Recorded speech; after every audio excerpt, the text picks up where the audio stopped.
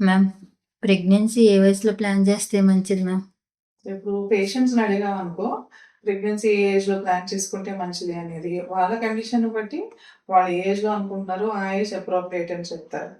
But అదే నన్నడిగితే గనక యాస్ ఎ డాక్టర్ నేనేమి సజెస్ట్ చేస్తానంటే, ఆడవాళ్ళ ఏజ్ అనేది 20-35 సంవత్సరాల మధ్యలోను.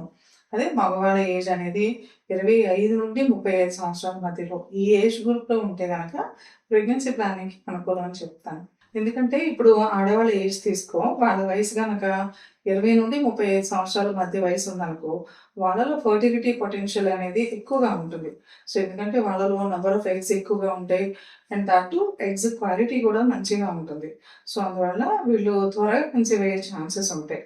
And at the same time ఏంటంటే క్వాలిటీ ఆఫ్ ఎగ్ బావుంటుంది కాబట్టి, వీళ్ళలో ప్రెగ్నెన్సీ కాంప్లికేషన్స్ అంటే లైక్ మిస్డ్ అబార్షన్ గానీ, అన్‌ఎంబ్రియోనిక్ ప్రెగ్నెన్సీస్ కానీ, అంటే అబార్షన్స్ అయ్యే రిస్క్స్ గానీ, లేదా కొన్నిసార్లు జన్యుపరమైన లోపాలంటాం కదా!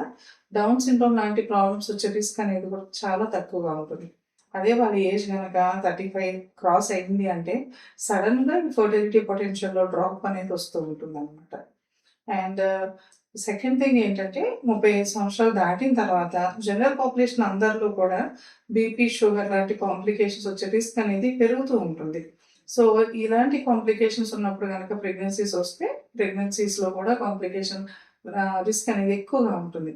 అలాగే 35 ఇయర్స్ దాటిన తర్వాత ఆడవాళ్ళలో పెల్విస్ అంటాం కదా! అంటే డెలివరీ ఏరియా ఉంటుంది కదా! సో, అక్కడ ఉండే లిగ్మెంట్స్ అన్నీ కూడా కొంచెం కాల్సిఫై అయిపోయి టైట్ అయిపోతూ ఉంటాయి. సో, ఇలా ఉన్నప్పుడు ఏంటంటే నార్మల్ డెలివరీస్ అయ్యే ఛాన్సెస్ కూడా తక్కువగా ఉండి సిజేరియన్ రిస్క్ అనేది ఎక్కువగా ఉంటుంది.